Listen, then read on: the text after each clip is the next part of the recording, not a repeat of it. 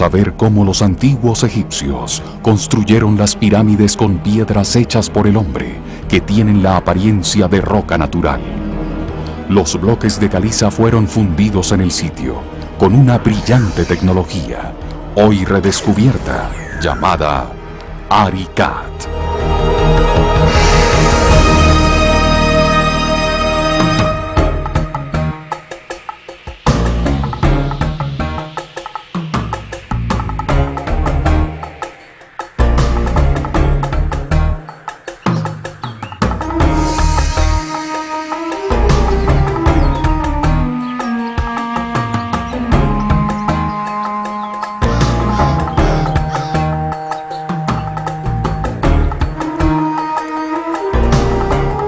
Las pirámides.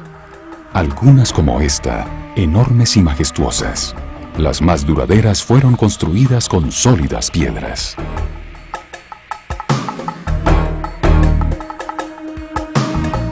Piedras que han guardado un secreto durante miles de años.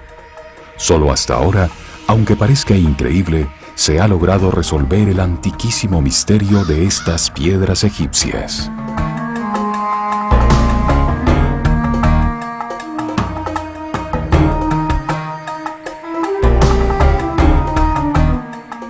Soy Walter Broderick y pertenezco a un pequeño equipo de investigadores independientes interesados en buscar respuestas a algunos de los enigmas del pasado.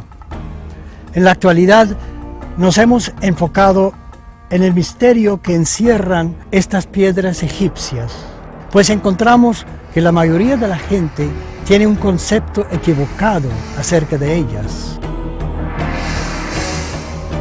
Cree que las pirámides fueron construidas de una manera que, bien examinada, resulta imposible. A generaciones de niños de colegio se les ha pedido imaginar vastos ejércitos de esclavos egipcios que tallaban las piedras en lejanas canteras, las jalaban hasta aquí al lugar de las pirámides y luego las elevaban hasta colocar cada una en su sitio exacto. Pero, ¿cómo podría haberse hecho esto en realidad?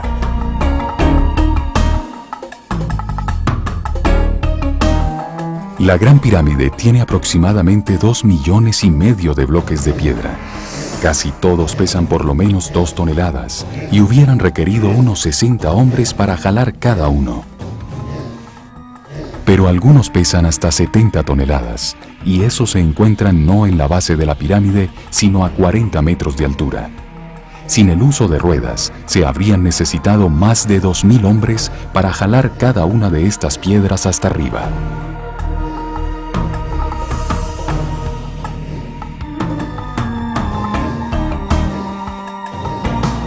¿Cómo lograron construirla en tan solo 20 años, que fue lo que reinó el faraón Keops? Para lograrlo, habrían tenido que colocar en su sitio por lo menos 400 bloques diarios a partir del día en que el faraón asumió el trono.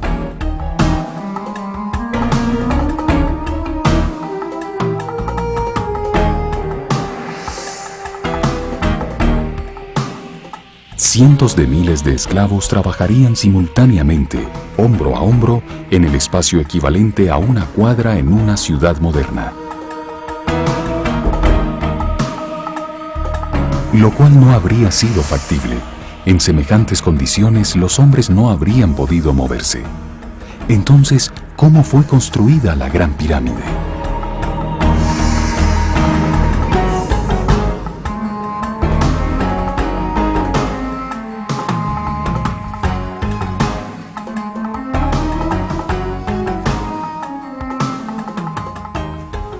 ¿Cómo podrían haber cortado estas piedras, que son extremadamente duras, con solo las herramientas más primitivas? En el mejor de los casos, habrían tenido una sierra de cobre, algo parecido a esto.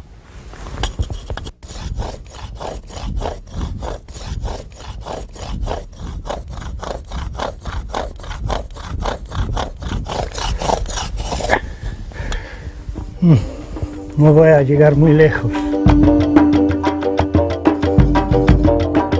¿Y cómo transportaron piedras tan grandes cuando aún no se conocía la rueda y por tanto no existían poleas para elevarlas en el aire?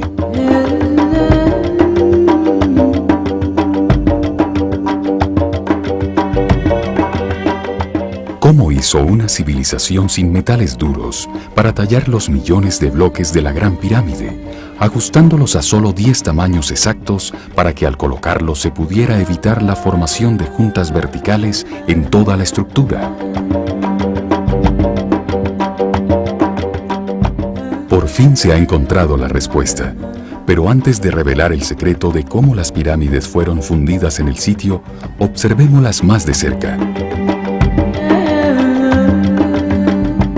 Y sobre todo, examinemos con cuidado estas misteriosas piedras con las que fueron construidas.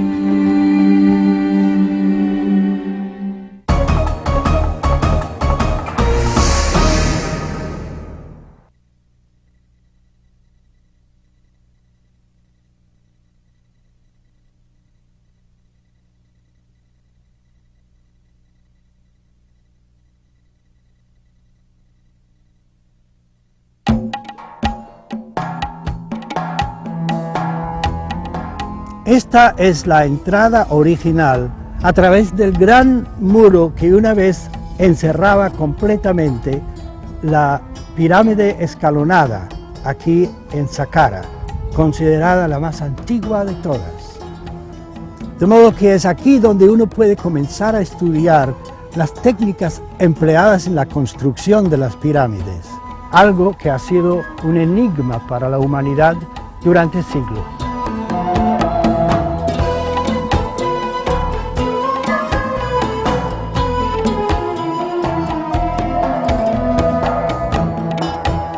Las pirámides en Egipto están concentradas en un área relativamente pequeña, muy cerca al Cairo, al oeste del río Nilo. Mudos testigos de una civilización desaparecida se levantan en silencio sobre las arenas del desierto. Durante miles de años, muchas de ellas estuvieron sepultadas bajo estas mismas arenas. Fue solo en los últimos 200 años que los arqueólogos comenzaron a descubrirlas. El estudio de esta cultura, desaparecida hace tanto tiempo, recibió un temprano estímulo cuando Napoleón Bonaparte encabezó una expedición a Egipto en 1798. Su propósito fue más allá de lo militar. Napoleón llevó consigo un gran equipo de expertos, ingenieros, geólogos y naturalistas, sin hablar de artistas y grabadores, quienes después de muchos años de trabajo produjeron el primer estudio impresionante y profusamente ilustrado de los monumentos egipcios. Gracias a Napoleón, fueron los franceses los que realizaron el primer inventario serio de cientos de tumbas y templos, de la majestuosa Esfinge y de las gigantescas pirámides de Egipto. El trabajo fue continuado más tarde por otros europeos, estudiosos alemanes y británicos, entre otros, y también por norteamericanos. Los arqueólogos trabajaron sin cesar a lo largo de los siglos XIX y XX.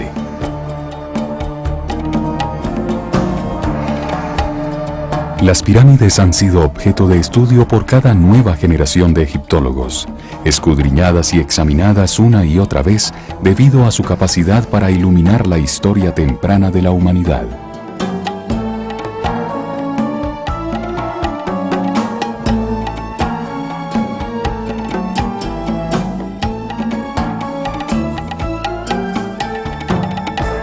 Sin embargo, y a pesar de tan largos y exhaustivos estudios, muchos misterios quedaron sin resolver y muchas preguntas sin respuesta.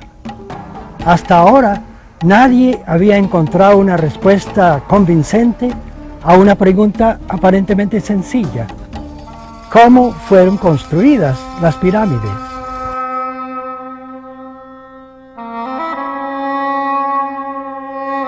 Es muy extraño que las más imponentes de todas estas montañas hechas por el hombre no fueron las últimas en construirse, sino las primeras y más antiguas.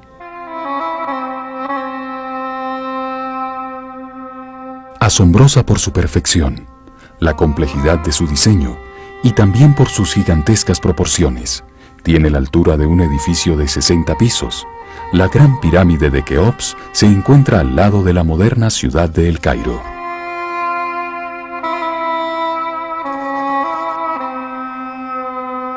Como ya lo hemos dicho, el faraón Keops hizo construir la estructura completa durante el lapso de su reinado, es decir, en menos de 20 años, hace aproximadamente 5.000 años.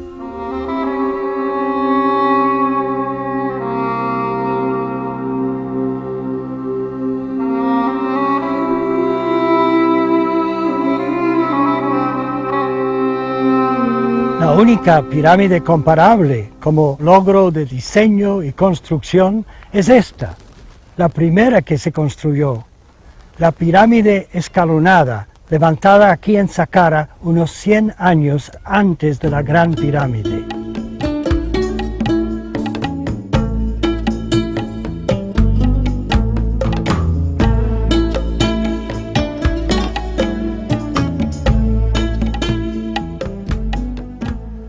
Una pista fundamental sobre cómo se construyó la Gran Pirámide estaba presente aquí todo el tiempo en la pirámide escalonada, pero los egiptólogos no la habían encontrado. Simplemente quedaron perplejos ante el misterio sin poder hallar una respuesta satisfactoria.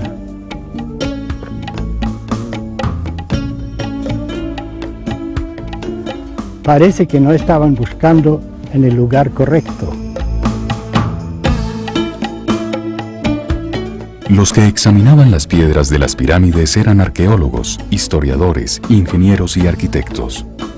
Cuando estas piedras fueron sometidas al ojo analítico de otra clase de científico, comenzaron a revelar su secreto.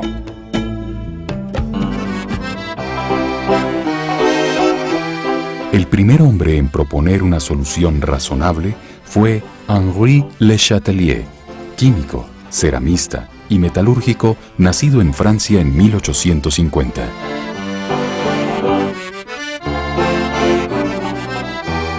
A comienzos del siglo XX, observó que la famosa estatua de Kefren no tenía en su superficie marcas de las herramientas con las que pudo haber sido tallada. Sin embargo, fue hecha de diorita, una de las piedras más duras que existe. Y en una época, además, cuando los artesanos no poseían sino cinceles de piedra o de cobre, Le Chatelier concluyó que con herramientas como esas no hubiera sido posible tallar semejante obra maestra. Sospechó entonces que no había sido tallada, sino moldeada con piedra aglomerada, así que empezó a examinar otras estatuas.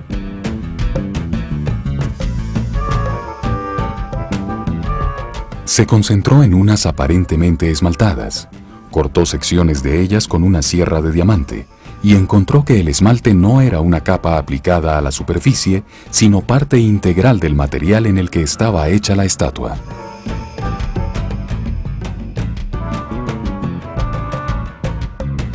Opinó que fueron moldeadas en algún tipo de material sintético y no esculpidas en piedra natural y luego esmaltadas.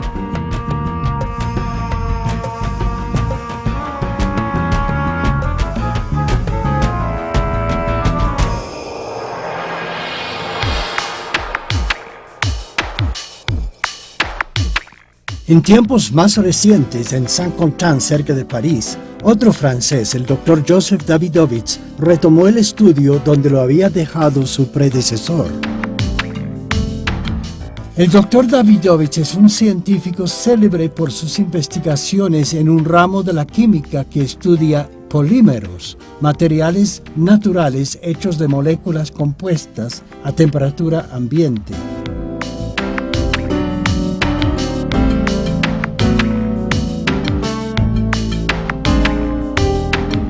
Ha enseñado en varias universidades de los Estados Unidos, ha publicado 2 importantes estudios sobre las pirámides y ha patentado una serie de productos para la manufactura de cementos y concretos. En 1998, el profesor Davidovich recibió la condecoración Chevalier de l'Ordre National du Mérite del Estado francés por su labor investigativa y sus numerosas patentes en la producción de cementos.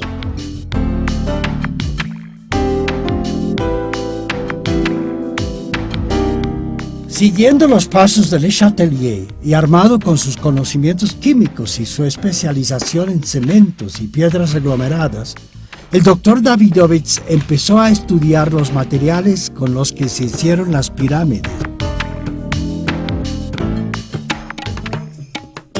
¿Cómo pudieron tallarlas?, se preguntó, y tan perfectamente, con las herramientas primitivas de las que disponían aquellos trabajadores del antiguo Egipto.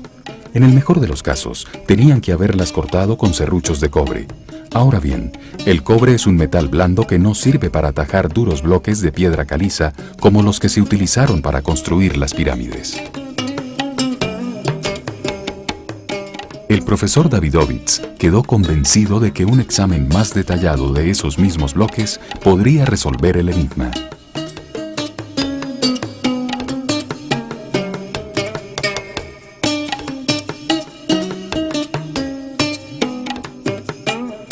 Parece haber acertado.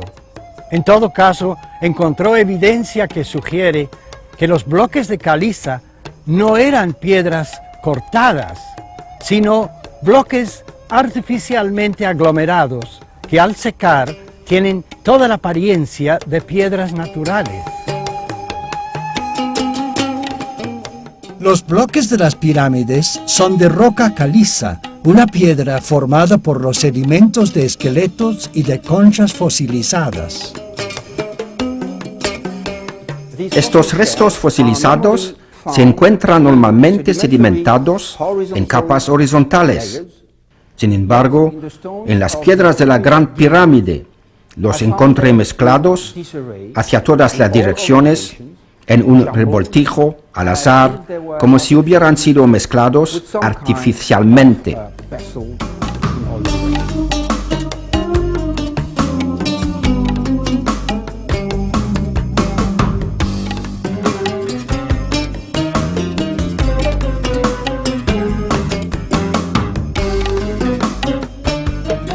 Otro fenómeno que observé en los bloques fue la presencia de burbujas de aire junto con fibras orgánicas, quizás pelos, materiales extraños jamás encontrados en caliza natural. Un fenómeno que solo se explica si las piedras fueron fabricadas por el hombre.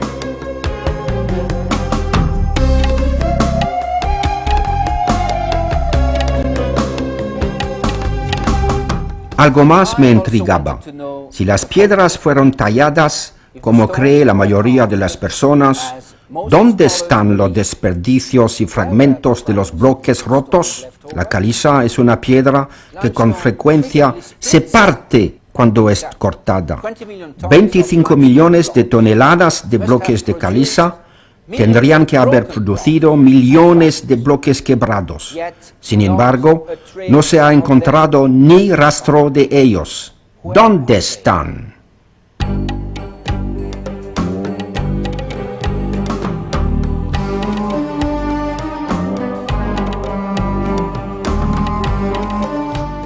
Para confirmar aún más su sospecha de que las piedras de las pirámides fueron moldeadas artificialmente, el doctor Davidovits descubrió una pista clave no muy lejos de su casa.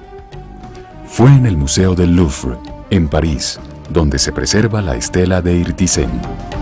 Los textos grabados en esta vieja piedra, aunque no datan de la misma época de la construcción de la Gran Pirámide, son muy antiguos.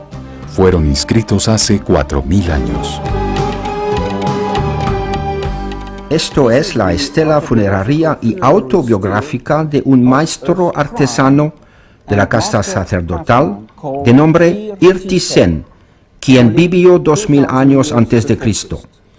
En ella afirma que posee un conocimiento secreto para fabricar estatuas de piedra, no tallándolas, sino fundiéndolas en moldes. Irtisen dice que usaba una mezcla de materiales que se endurecían dentro de los moldes, permitiéndole reproducir cualquier tipo de objeto, un material que el fuego no podía consumir ni el agua diluir. Lo cual sugiere que Ertisen utilizaba una especie de pegante químico que se podía mezclar con ciertos minerales y vertir en un molde y de esta manera producir estatuas de piedra. El profesor Davidovich había empezado a elaborar su tesis y estaba muy contento de haber encontrado este indicio.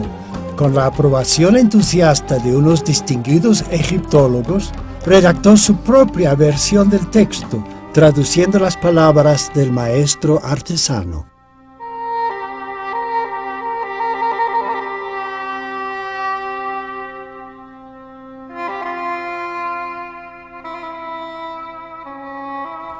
Conozco el secreto de los jeroglifos. Conozco las cantidades exactas de la receta para fundir piedra, para vaciarla en el interior de moldes y darle forma a un miembro en su lugar preciso.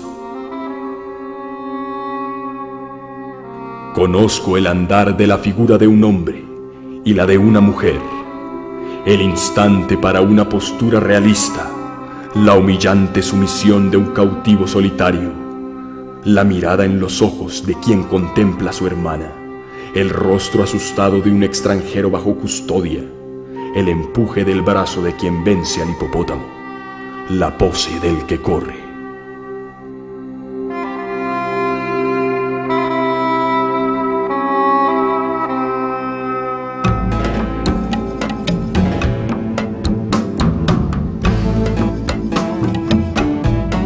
Sin embargo, para el doctor Davidovich, este texto, aunque muy significativo, fue solo un comienzo. Unos datos más importantes aún sobre técnicas de aglomeración estaban esperando para ser descifrados en otra antigua estela que se encuentra aquí en la isla de Sehel, sobre el gran río Nilo.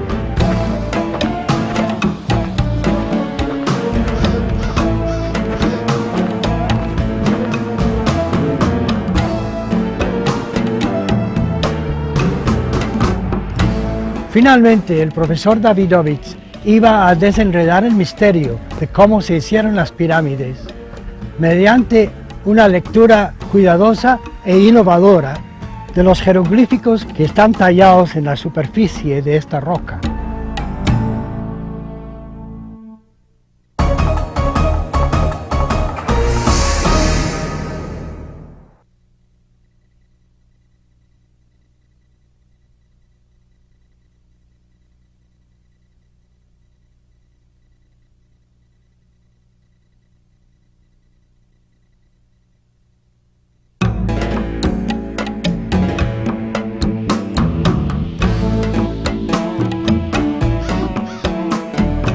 Esta roca se conoce como la Estela de la Hambruna y ocupa su sitio original aquí en la isla de Sehel, sobre el río Nilo. Su texto aparece, como pueden ver, en jeroglíficos, ocupando 32 columnas que deben leerse de derecha a izquierda.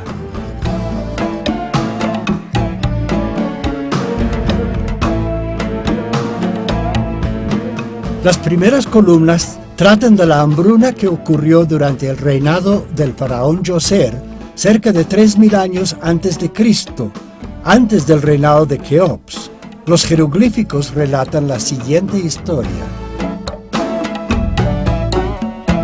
Por muchos años, el Nilo crecía hasta inundar las llanuras a su alrededor, convirtiéndolas en suelo apto para la agricultura.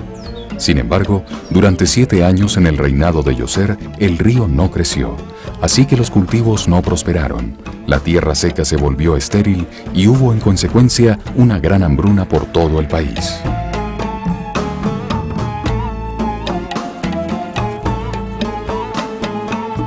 Pero el interés del profesor Davidovich se enfocó no tanto en los pasajes históricos sobre la hambruna, como en aquellos que describen una fórmula química empleada en tiempos antiguos por un sacerdote, el sabio Imhotep, para fabricar bloques de piedra aglomerada.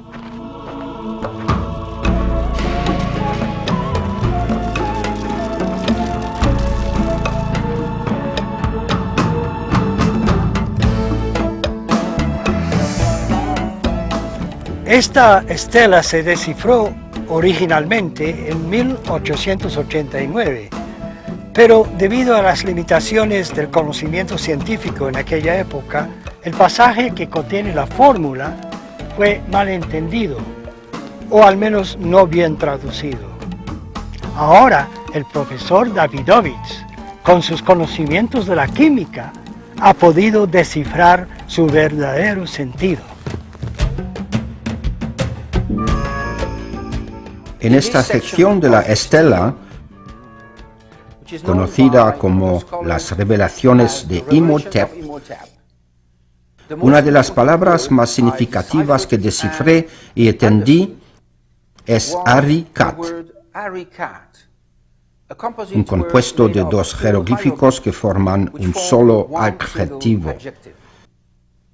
Ari es el participio pasado de un verbo que significa trabajar con o dar forma, simbolizado por un ojo y una figura humana sentada, que indica que el trabajo es hecho por el hombre.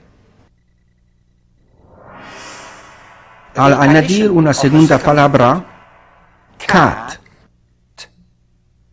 los dos brazos alzados y el semicírculo, se le agrega el sentido de algo creado. Ari-Kat es algo fabricado por el hombre.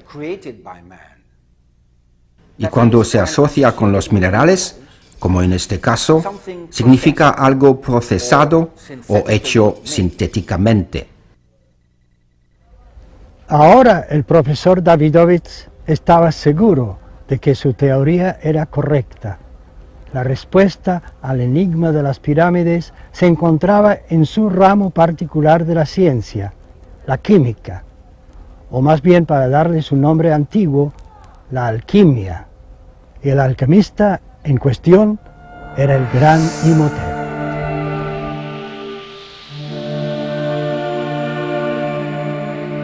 Canciller y sumo arquitecto del faraón Djoser, fue Imhotep quien diseñó y construyó la pirámide escalonada en Saqqara, la primera manifestación de conocimientos superiores que se conoce en Egipto.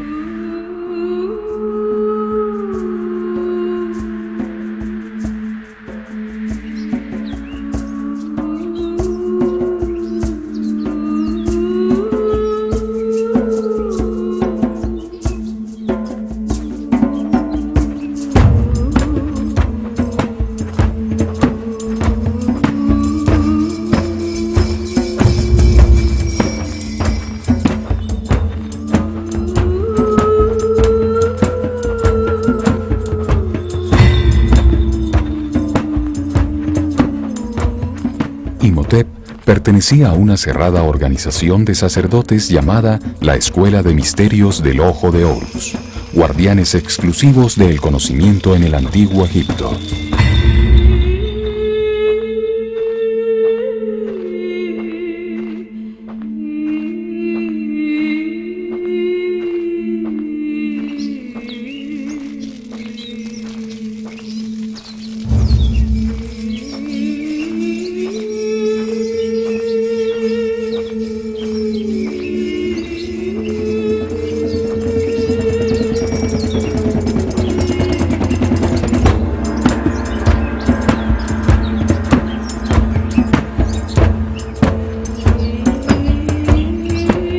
Imhotep, cuyo nombre quiere decir el sabio que viene en paz, fue venerado en Egipto durante 3000 años, es decir, desde su propia época hasta las conquistas de Egipto por los griegos y los romanos.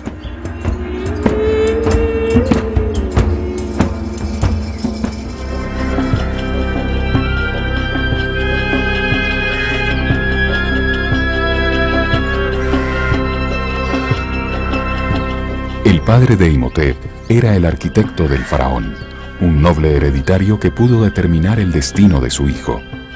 Decidió matricularlo en el sacerdocio, y a una muy temprana edad, la madre de Imhotep llevó a su hijo por el río Nilo hasta su nuevo hogar en el templo de Anú.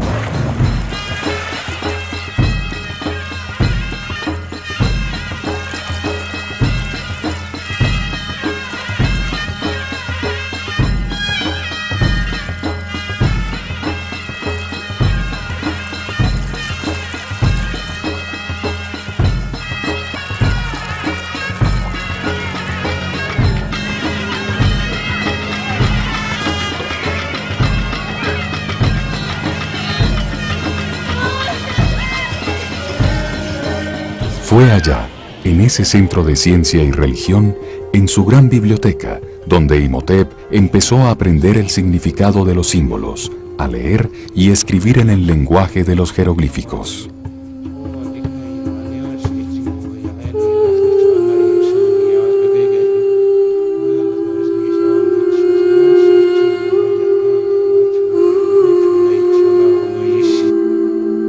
Con el transcurso del tiempo, estudió diseño de templos, además de técnicas constructivas, geometría, medicina y todo lo que los sabios sacerdotes habían entendido sobre la estructura del universo.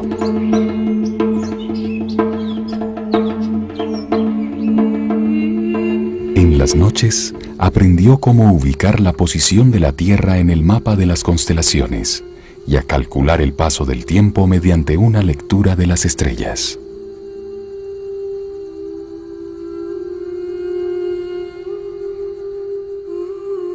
Su guía espiritual le enseñó el significado sagrado de las deidades egipcias con sus cabezas de animales, cada una representando una cualidad universal bien expresada por el animal. El halcón con su agudeza y excelente visión, el zorro con su astucia, y así por el estilo.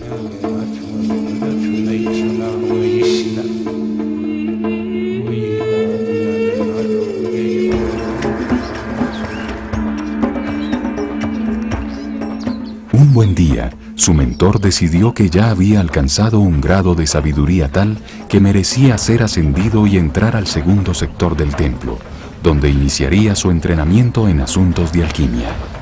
Los más experimentados alquimistas trabajaban allí, aglomerando la piedra para moldear las vasijas sagradas.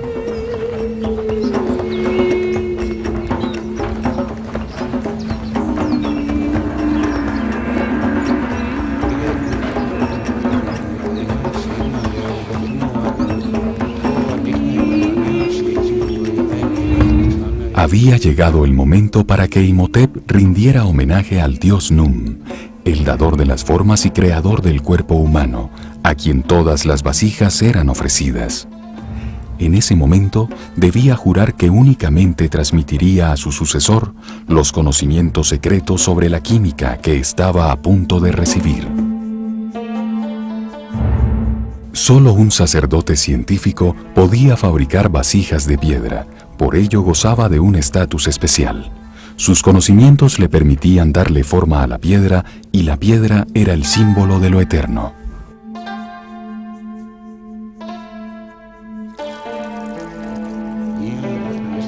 Ahora Imhotep pertenecía al cerrado círculo de los que sabían usar las sustancias químicas transformadoras. La primera de todas, una muy abundante en Egipto, la sal de natrón, un mineral cristalino que reacciona fácilmente con la mayoría de las sustancias conocidas. El natrón es una sal que es en realidad carbonato de sodio. Abunda en el desierto y en Wadi el Natrón. Los alquimistas egipcios lo utilizaban para catalizar la reacción química entre diferentes minerales silíceos. La sal de natrón también se usaba para hacer el pan sin levadura, que era el alimento nacional, para momificar, ya que preserva la carne por mucho tiempo después de haber cesado las funciones vitales. La sal de natrón jamás perdió su valor sagrado. En el Talmud simboliza la Torah o la ley, y en la Biblia es el símbolo de la alianza entre Yahvé y el pueblo elegido. Luego Imhotep aprendió que existía otra sustancia transformadora, la cal, un mineral que actúa como un pegante.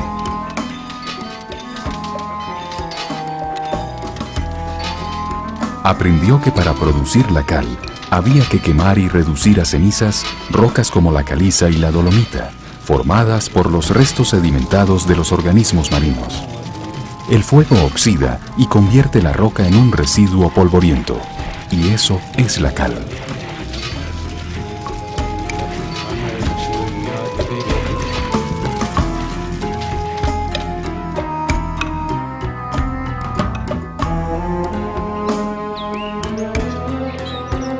Las cenizas de leña también son ricas en cal, y los sacerdotes establecieron la costumbre de recibir como ofrenda las cenizas de las cocinas de todo Egipto.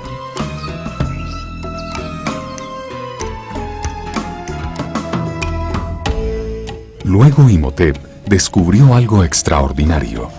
Cuando la cal se mezcla con sal de natrón en agua, se produce una tercera sustancia, mucho más corrosiva, que causa una fuerte reacción química y transforma a los demás materiales. Había encontrado lo que conocemos hoy como soda cáustica. Cuando Imhotep mezcló la sal natrón y la cal en el agua, se inició una fuerte reacción química. El natrón se disolvió en el agua y las partículas de cal se dispersaron, quedando en suspensión, produciendo soda cáustica.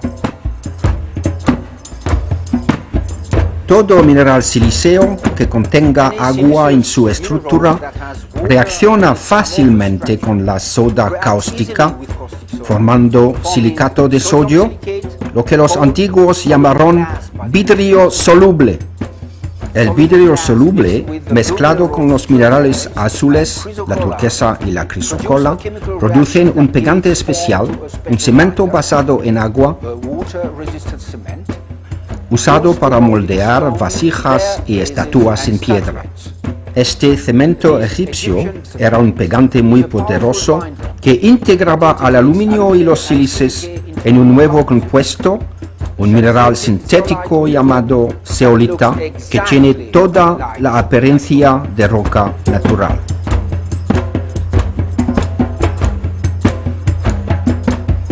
Como ya veremos, no pasaría mucho tiempo antes de que los sacerdotes egipcios llevaran esta técnica a su conclusión lógica.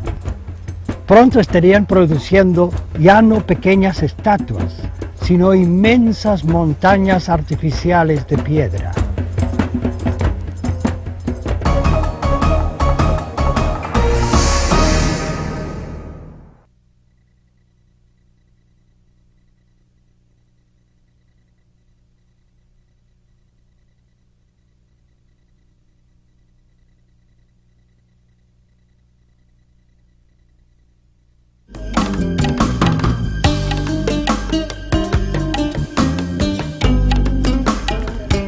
Veníamos hablando de Imhotep, el sacerdote y alquimista del antiguo Egipto.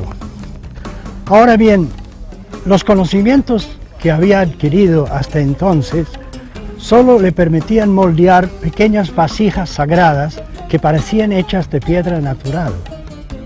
Era un logro impresionante.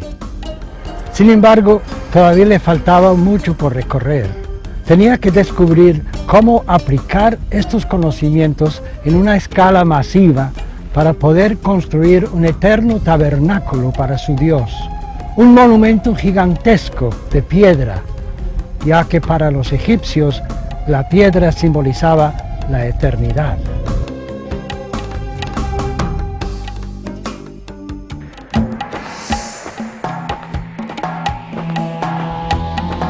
Imhotep intuía que la solución estaba en reproducir el pegante mineral usado por la naturaleza para solidificar los restos de organismos marinos en la formación de rocas calizas muy duras, capaces de resistir presiones enormes, un sol inclemente y unas lluvias recias durante millones de años.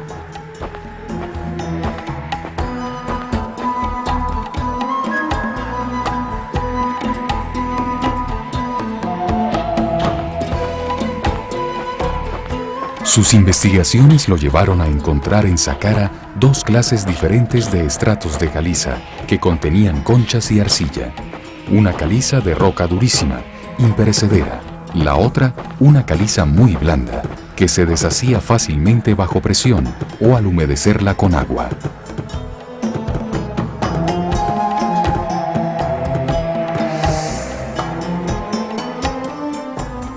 En el borde de la plataforma de Saqqara encontré dos tipos distintos de piedra caliza. La primera es un material muy duro, capaz de resistir al sol, lluvia y presión. Y en el medio encontré un material muy blando que se puede desagregar muy fácilmente. Este puede ser el material requerido en el proceso de reaglomeración del bloque de piedra caliza.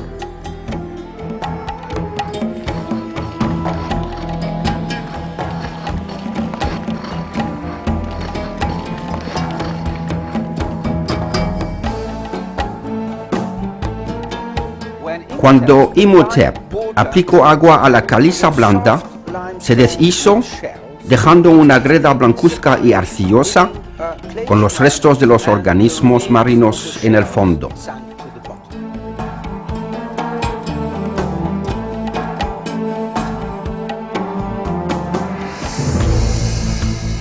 Solo le faltaba encontrar cuáles sustancias debía agregar para endurecer la greda de nuevo y así formar bloques que tuvieran la misma consistencia compacta y dura de la caliza imperecedera. Seguramente Imhotep experimentó con varias sustancias hasta que mezcló esa greda de caliza suave con soda cáustica. Eso desató una reacción entre la greda y la cal, que produjo un poderoso pegante.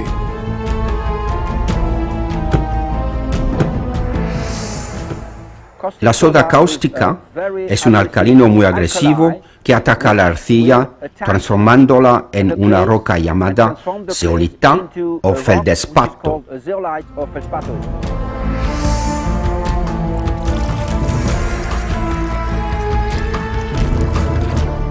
El mismo pegante geológico que normalmente necesita miles o tal vez millones de años para formar una piedra, consolidaba y solidificaba conchas y demás agregados en cuestión de 24 horas, y se demoraba unos 30 días más hasta secar completamente.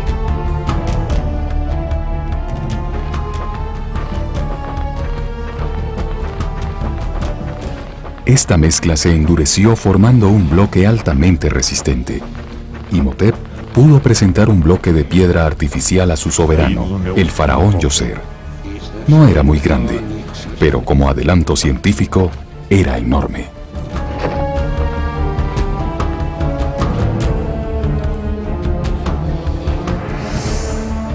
Imhotep había inventado el Arikat, la tecnología para moldear piedras que utilizaría en la construcción de la primera pirámide.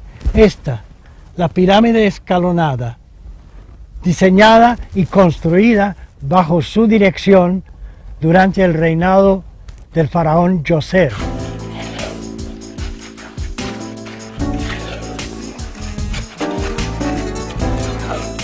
Con el tiempo, la antigua alquimia de Imhotep se perdió, para ser reinventada 5000 años después por el profesor francés Joseph Davidovich en su laboratorio de Saint-Quentin, cerca de París.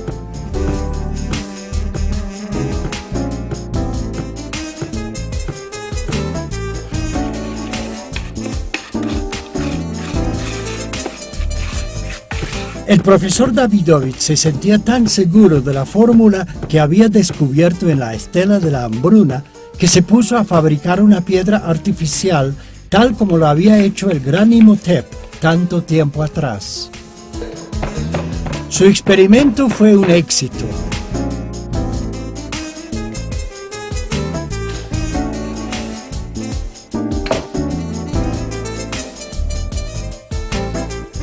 Decidió fabricar una piedra más grande, de las mismas dimensiones de aquellas que se ven en la pirámide de Keops.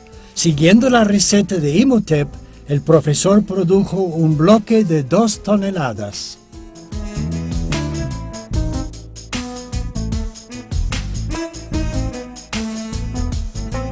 Hemos estudiado esta roca y a esta escala y en estructura microscópica aparece exactamente como una roca natural, una caliza fosilífera. Si el profesor Davidovich tiene razón al afirmar que los antiguos egipcios habían desarrollado tan sofisticada tecnología, entonces, ¿por qué no llegó hasta nuestros días? el cemento Portland, como lo conocemos, no se inventó sino hasta el inicio del siglo XIX. ¿Cómo se perdió la fórmula de los egipcios? ¿Y por qué?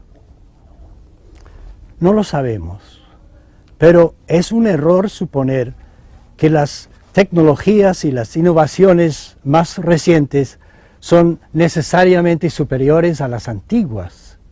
Muchos son los descubrimientos científicos de tiempos antiguos que se perdieron para luego ser reinventados. En Egipto, la revolucionaria tecnología empleada en la construcción de las pirámides no era ampliamente conocida. Al contrario, era propiedad exclusiva de un pequeño grupo de sacerdotes.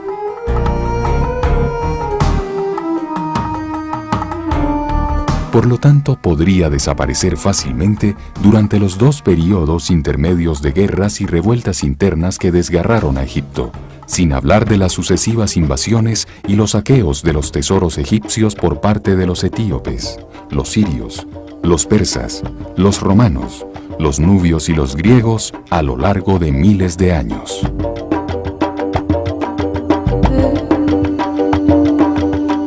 Y no solo se perdió la tecnología, también llegó el momento en que las grandes obras agotaron las minas y canteras y ya no se disponía de cantidades suficientes de los materiales precisos para trabajar.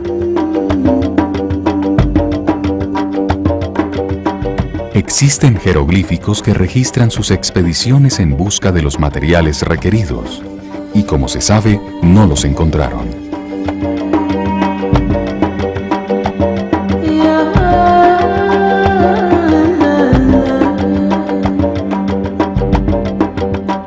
Es revelador mirar las pirámides construidas en tiempos más recientes, es decir, hace apenas 3.000 años, comparado con los 5.000 años que nos separan de la era de Imhotep y más tarde de Keops con su pirámide gigante. La construcción de pirámides se volvió menos eficiente. De hecho, la mayoría de aquellas que no son tan viejas como la pirámide escalonada o la gran pirámide de Keops están hechas sobre un núcleo de arena forrado con piedra caliza.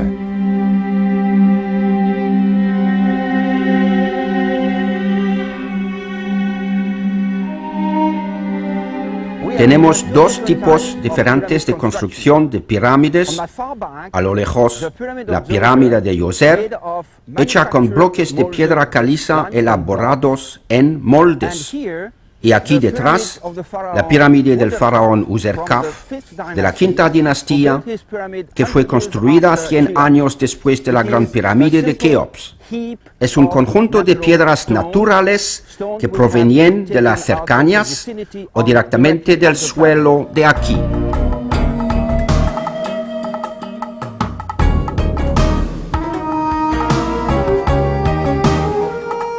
Al quitar su recubrimiento, como sucedió cuando nuevos constructores reciclaron sus bloques para construir otros monumentos, esas pirámides se derrumbaban. Su material no era comparable con aquellas piedras duraderas con las que se hicieron las estructuras más antiguas.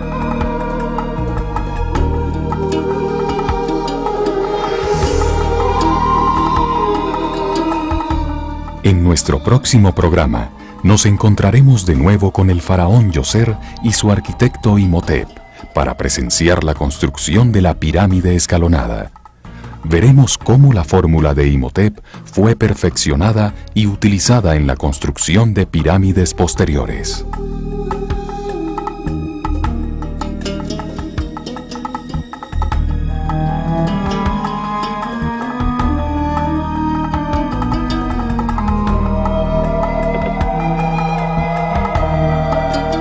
Seremos testigos de cómo el tamaño de las piedras aumentó gradualmente durante la era de la construcción de las pirámides, desde los pequeños bloques de Imhotep que pesaban unos pocos kilos hasta los enormes bloques y vigas de soporte que pesaban cientos de toneladas, imposibles de jalar y elevar sin ruedas ni poleas. La explicación propuesta por el Dr. Davidovich todavía no ha sido aceptada universalmente por los egiptólogos. Muchos siguen propagando la imagen de cómo miles de esclavos jalaban las piedras a los sitios de las pirámides para luego elevarlas mediante rampas. Pero si el doctor Davidovich tiene razón, y todo parece indicar que sí la tiene, entonces su hallazgo va a tener grandes repercusiones. La egiptología, como ya se ha dicho, es una ciencia relativamente nueva. Algunos dirían que aún está en su infancia. Y lo menos que puede decirse acerca del descubrimiento del doctor Davidovich es que nos ilumina de una manera sorprendente sobre lo que parece haber sucedido en Egipto en tiempos remotos. En consecuencia, mucha historia tal vez tendrá que ser escrita de nuevo. Y quién sabe, a lo mejor otros secretos se esconden aún dentro de estas misteriosas piedras egipcias.